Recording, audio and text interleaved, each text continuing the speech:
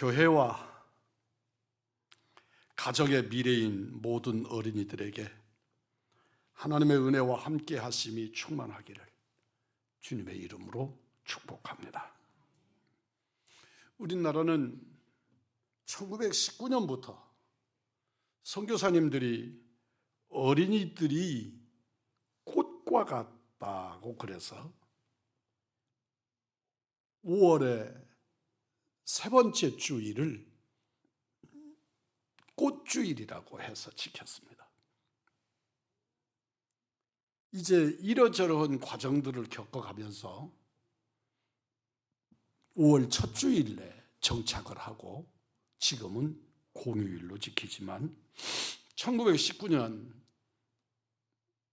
이 땅에 오신 선교사들이 그 시절의 어린아이들은 사람으로서 대접을 받지 못했을 때 이 아이들을 위하여 구분된 주일을 정하고 온 성도들에게 어린이들을 위하여 기도하고 어린이들이 우리들의 미래라는 것을 가르치면서 어린아이의 인격을 조명했던 그 일로부터 어린이 주일의 유래가 시작이 됩니다.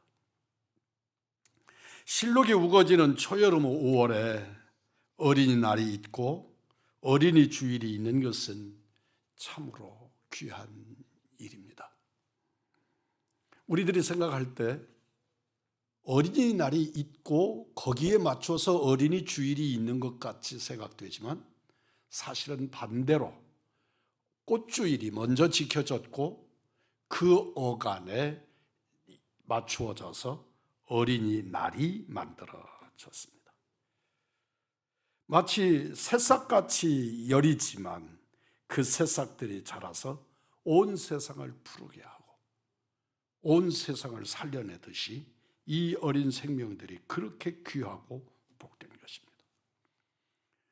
우리나라의 어린이날이라고 하는 것이 만들어진 것이 1923년 색동해라고 하는 문인들의 모임으로부터 시작을 합니다. 여러분이 잘 아시듯이 색동회의 리더가 방정환 선생이고 방정환 선생과 색동회의 문인들이 힘을 모아서 어린이날을 기념하게 되는데 교회는 1919년부터 이미 어린이 주일을 지키고 있었던 겁니다. 한국교회는 5월 첫 주일을 어린 사람이라는 높임의 뜻을 담아서 아이들, 어린애 그랬던 이름을 정상적으로 어린 사람, 그 사람을 표시하는 조사 이를 붙여서 어린이라는 단어를 만들어내고 어린이날을 만들게 된 것입니다. 국가적으로는 1956년 5월 5일을 어린이날로 제정하고 1976년부터 이 날을 법정 공휴일로 만들어서 이제는 어린이날은 온 국민이 쉬는 날로 공휴일로 지키고 있습니다. 하나님이 교회와 가정에 허락하신 어린이는 귀한 선물인 것은 더 말할 나위가 없고 특별히 오늘처럼 이렇게 어린이가 귀한 어린 생명들의 숫자 자체가 귀한 이런 시대에는 더 말할 나위가 없습니다. 이는 하나님이 주신 복 중의 복인 줄 믿습니다. 오늘 본문 잠언서 22장 6절입니다. 마땅히 행할 일을 아이에게 가르치라. 그리하면 늙어도 그것을 떠나지 아니하리라. 이 말씀은 유대인들에게 자녀 교육의 원칙이었습니다. 유대인들은 이 잠언서 22장 6절의 말씀을 가정의 기준으로 삼고 어린 생명들을 하나님의 말씀으로 양육하고 길러냅니다. 그리스도인들의 자녀 교육의 원리로 작용되는 말씀이 본문입니다. 이 말씀은 믿음으로 어린이를 키운 가정의 부모님들과 교육자들에 의해서 확증된 실제적 지식이기도 합니다. 사람이 세상을 살며 가장 중요하고 소중한 것이 하나님을 믿는 믿음과 자녀를 바르게 양육하는 일입니다. 마땅히 행할 길을 아이에게 가르치라. 여기서 가르침의 시작이 되는 아이의 히브리어는 나하르이고, 나하르는 일반적으로 유아, 소년을 가리키는 단어입니다. 자녀 교육의 적절한 시기는 바로 어린이다 하는 것을 이 본문이 우리에게 정의합니다. 어른들도 배워야 하고, 나이가 80을 먹고 90을 먹어도 여전히 배워야 할 것이 넘쳐납니다. 배워야만 합니다. 그런데 배움의 가장 적절한 시기가 어린이라고 하는 것을 성경이 명시하고 있는 겁니다. 아동 심리학자들은 태어나면서부터 5세까지 기본적인 인격 형성이 이루어진다고 연구의 결과를 밝힙니다. 우리 속담에는 이와 전혀 다르지 않게 3살 버릇 80까지 간다는 우리 속담이 있습니다. 그럼에도 불구하고 우리들은 우리 어린아이들의 인격과 그들의 내재된 속성에 대한 이해가 불분명해서 아기들을 함부로 대하거나 그랬던 기억들이 제게도 있습니다. 세계적인 오페라 가수 할버튼이 어느 날 어린 아들과 친구들이 놀면서 대화하는 말을 우연히 듣게 됩니다. 아들에게 아들의 친구 또 다른 아이가 자랑을 합니다. 우리 아빠는 우리 시장님과 아주 친하다. 그리고 아버지가 시장님하고 친한 것을 자랑을 했습니다. 이럴 때 할버트의 아들은 망설임도 없이 자기 아버지를 자랑합니다. 그래? 우리 아빠는 우리 하나님과 친하다? 할버트는 이 말을 듣는 순간에 감격으로 눈물이 왈칵 쏟아졌다고 그 시간을 수레합니다. 어린이에게 신앙을 심는 것이 얼마나 소중한 것인지를 깊이 깨닫는 간증입니다. 교육은 어느 때도 해야 하는 일이지만 어린이였을 때가 가장 중요합니다. 신앙교육을 바르게 하면 그 자녀는 성공합니다. 하나님을 경외하는 것이 지혜의 근본이기 때문입니다. 세상 교육보다 신앙 교육을, 육신보다 먼저 영혼을 위한 교육을 철저히 하시는 가정들이 되기를 주의 이름으로 축원합니다. 그 나라와 그 의를 구하면 이 모든 것을 더하시겠다고 약속하셨습니다. 성경인 마땅히 행할 길을 아이에게 가르치라. 마땅히 행할 길을 아이에게 가르치라고 말씀합니다. 오늘 본문은 마땅히 행할 길을 아이에게 가르치라고 거듭 말씀하시는데 자녀들을 가르쳐야 할 내용이 무엇이냐 그러면 마땅히 행할 길, 마땅히 행해야 하는 그 길을 가르치라고 말씀합니다.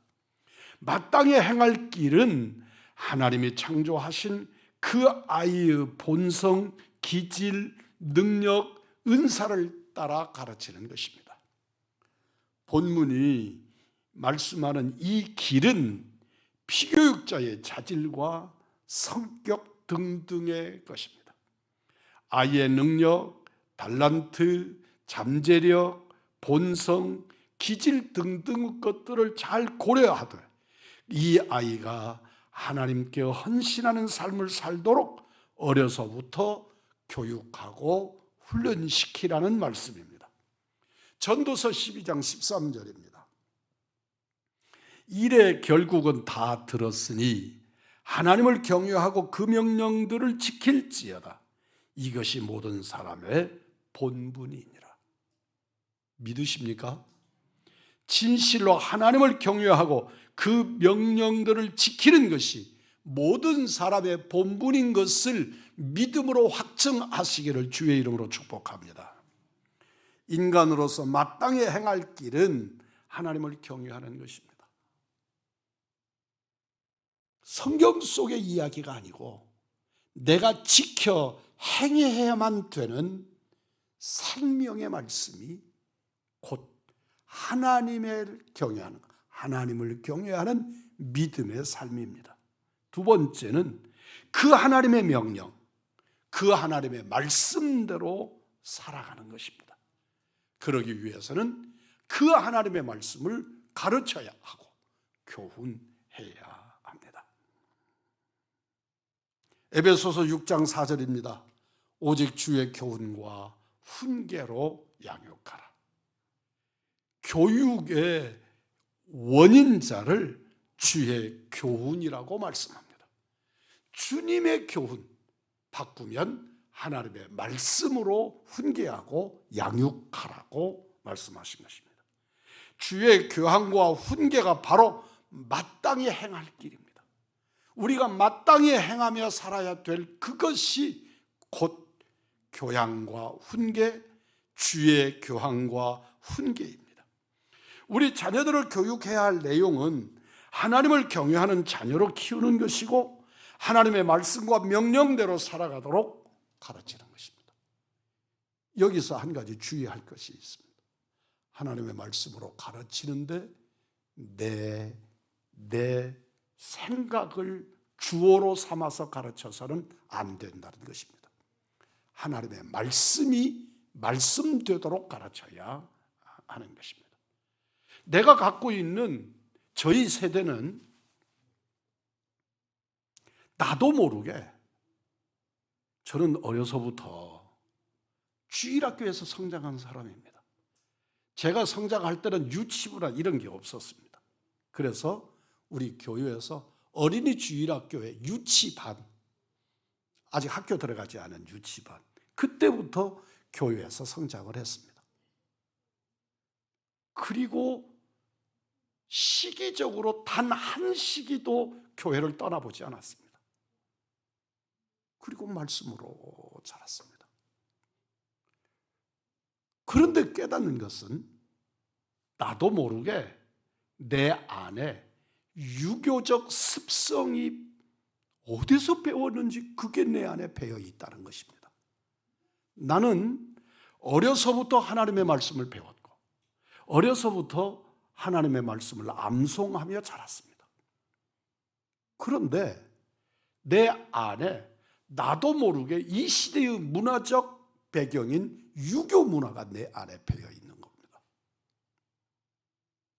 그래서 거기서 문제가 심각하게 일어난 것이 무엇이냐면 내가 하나님의 말씀을 따르고 쫓고 그 말씀을 가르치고 그러고 사는데 그것을 가르치는 밑바닥의 문화적 배경이 유교적이라는 것입니다. 이건 참으로 두려운 일입니다. 서양 사람들하고 나하고 다른 점이 뭘까?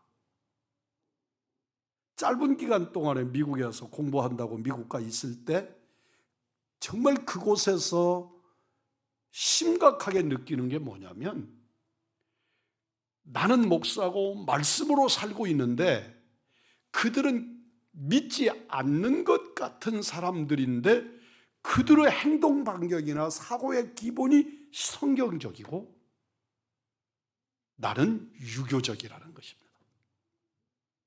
이게 왜 이런 상황이 생겼지? 하고 보니까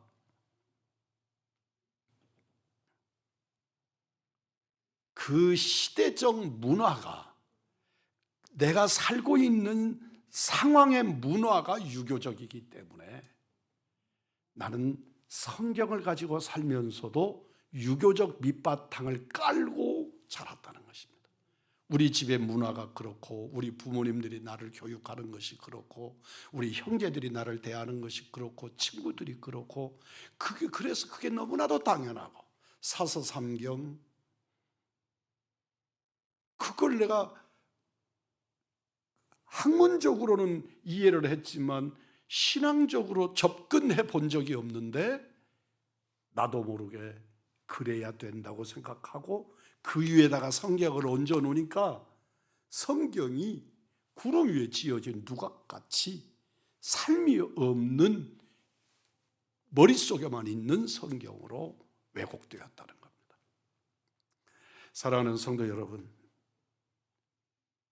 서양 사람들은 그 중에서도 교회 믿음으로 자랐던, 믿음의 나라로 세워졌던 미국 백성들은 문화가 기독교적이니까 기독교인이 아닌데도 사고가 기독교적으로 만들어져 있는 것을 발견하게 됩니다. 우리가 우리들의 시대를 기독교 문화로 바꿔야 되는 이유가 바로 여기에 있습니다. 그것이 마땅히 행할 길의 내용입니다. 여러분은 자녀들에게 무엇을 가르쳤고 여러분은 무엇을 가르치십니까? 너희들은 이래야 돼 라고 말하고 그것이 성경이라고 가르치고 있는데 그 문화적인 배경은 유교이거나 동양 문화가 아닌가 한번 돌이켜 보시기를 바랍니다. 일본 부모들은 자녀들에게 남에게 패기치는 일이 없도록 하라는 말을 가장 많이 한답니다.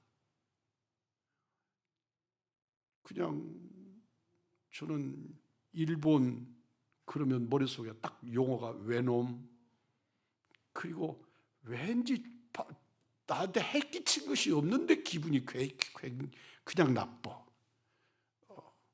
그런데 그들의 부모들은 자녀를 바르게 가르치는 겁니다. 뿐만 아니고 미국의 부모들은 자녀들에게 나누라고 가르친답니다. 남에게 나누라.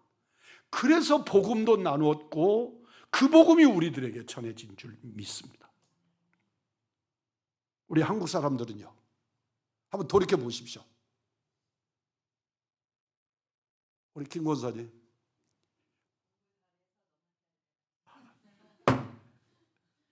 우리 한국 사람은 모조리가 공부 잘하라고 가르칩니다. 공부해라.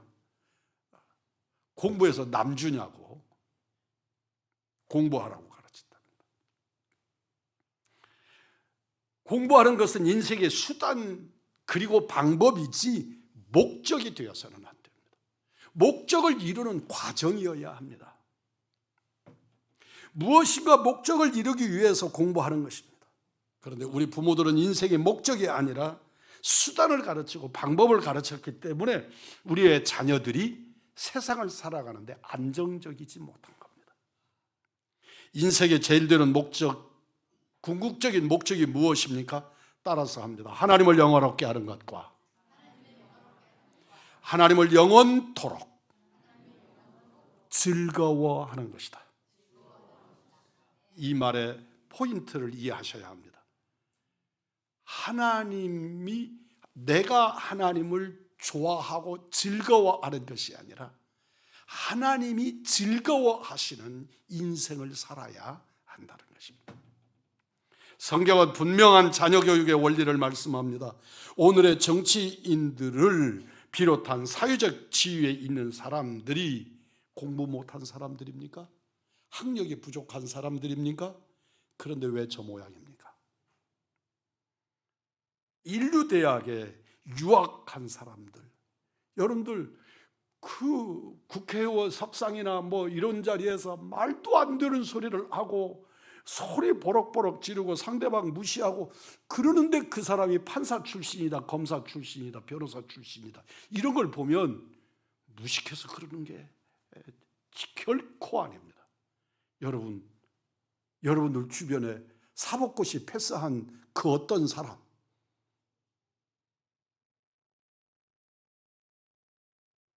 혹 있습니까? 정말 드뭅니다. 없지 않지요? 드뭅니다. 그렇게 어렵게 사법고시, 행정고시, 의무고시 패스해서 이 나라에 건각들이 되는데 그렇게 무식하고 말도 안 되는 짓들을 하고 살고 그런단 말이죠. 기본적인 그 인성, 그것을 말씀으로 교육하지 않았기 때문입니다. 제일 많이 공부한 사람들이 이 시대에 제일 많이 문제가 됩니다.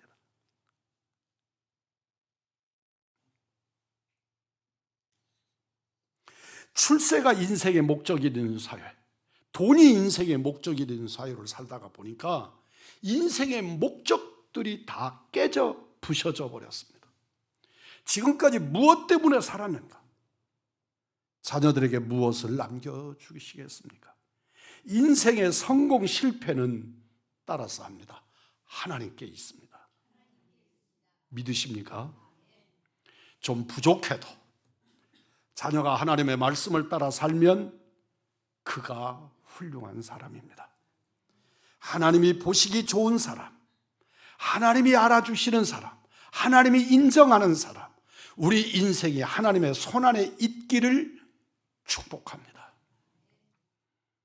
이때마다 놓치지 않고 전하는 한 사람, 미국의 16대 대통령 아브라함 링컨 이야기를 하려고 합니다. 너무 가난해서 초등학교도 제대로 다니지 못했습니다. 어머니가 성경을 날마다 읽어주고 어머니에게서 그를 깨우친 사람입니다. 그런데 어머니, 그 신앙의 원조가 되는 링컨의 어머니 낸시가 링컨이 9살 때 세상을 떠납니다.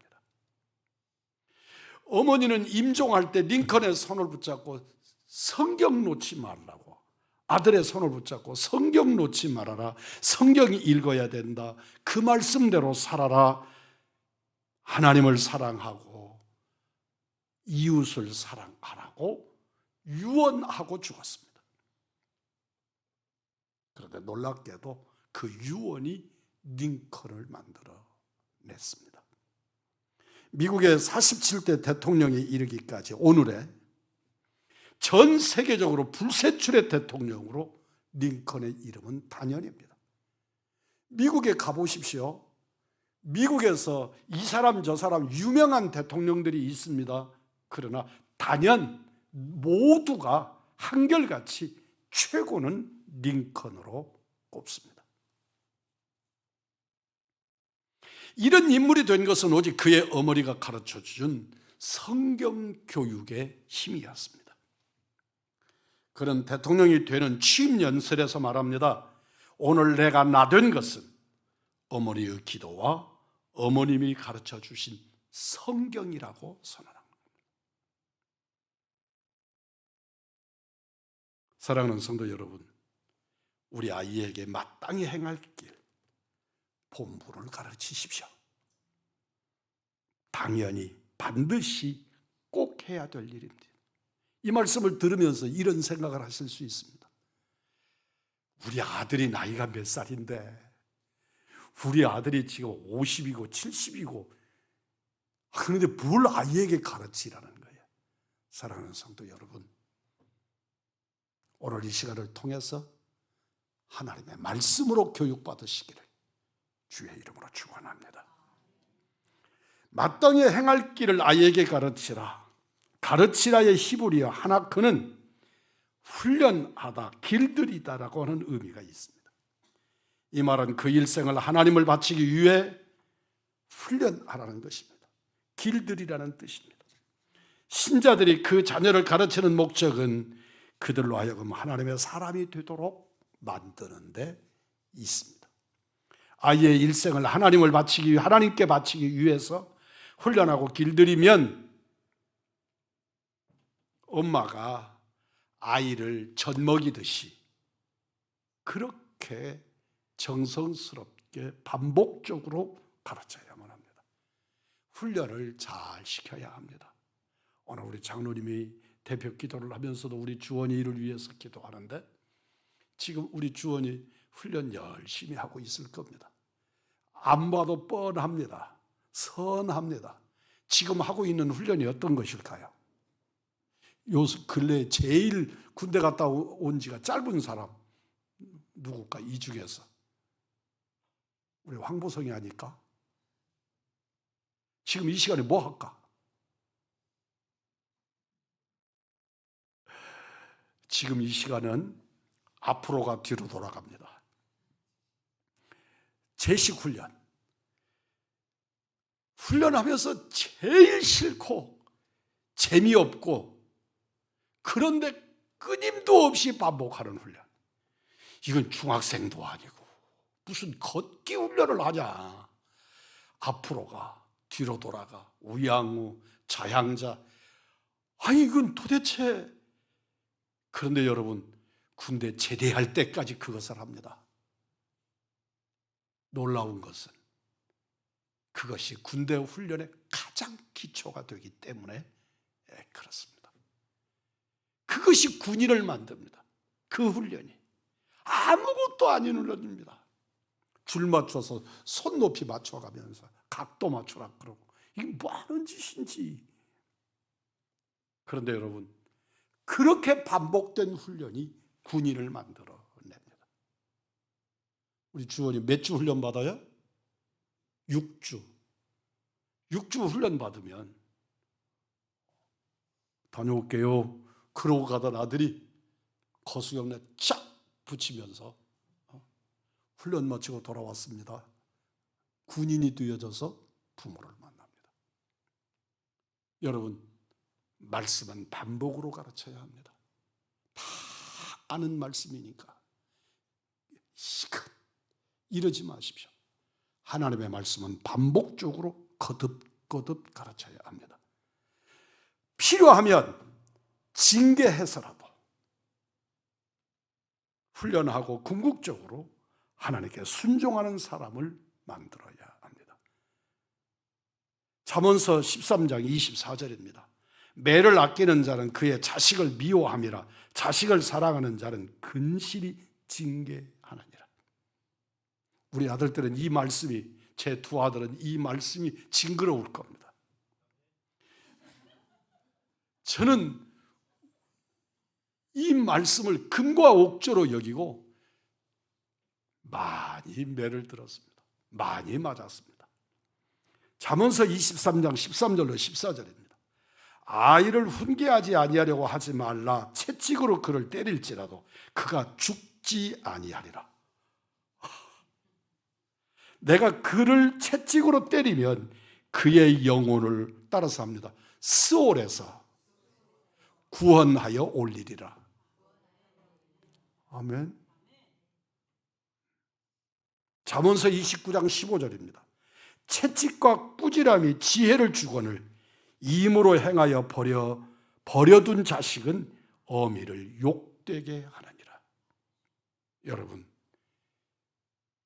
저는 감정적으로 우리 아이들을 때리고 이런 것이 좀 문제가 되지만 하나님 앞에 요 사이의 교육 방법, 나무라지도 못하게 만들고 뭐 하면 경찰서에 신고하는 아이를 만드는 오늘의 시대, 반성경적이고 옳지 않은 교육입니다. 성경은 체벌해서라도 어린아이들을 건강하게 잡아주고 자녀 교육에 있어서 훈련에 절대 필요하다고 교훈합니다. 엘리 제사장의 대표적인 두 아들을 보십시오.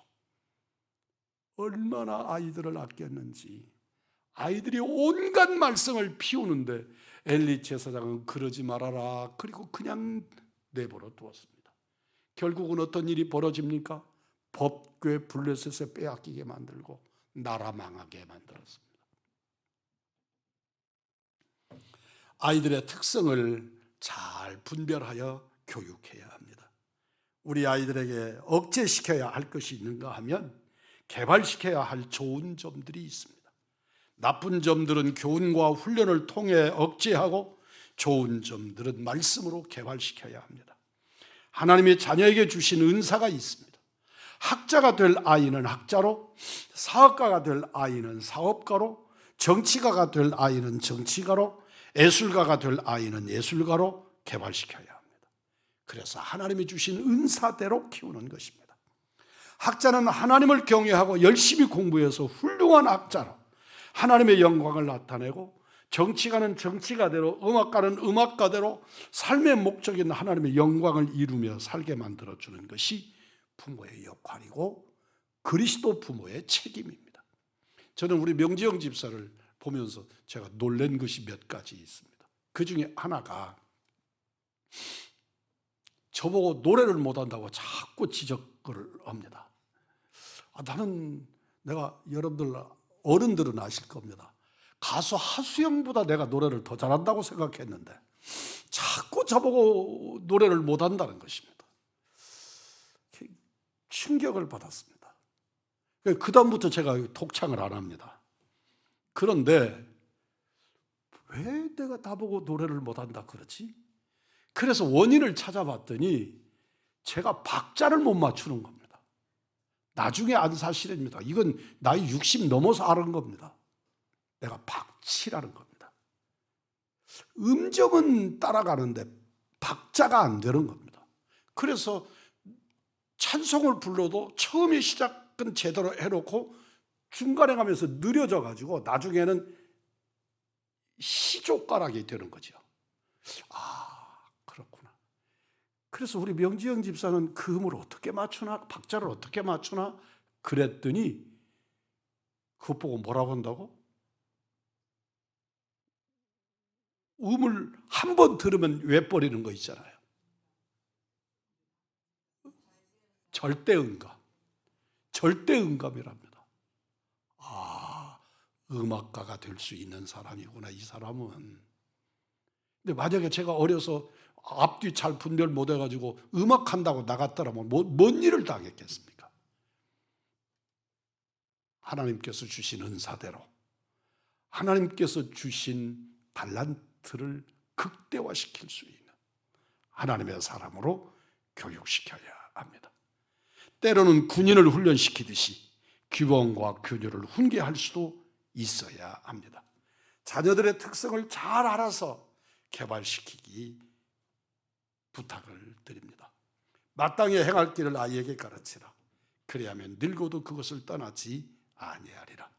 우리가 우리의 자녀들을 어릴 때부터 마땅히 행할 길을 잘 훈련시키면, 따라서 합니다, 늙어도 그것을 떠나지 아니하리라.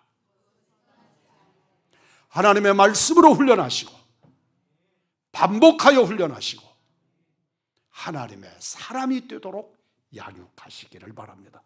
그 일을 제대로 하지 않는 부모는 마땅히 행할 것을 가르치지 아니한 부모로서의 직무를 유기했다는 것을 잊지 않으시기를 바랍니다.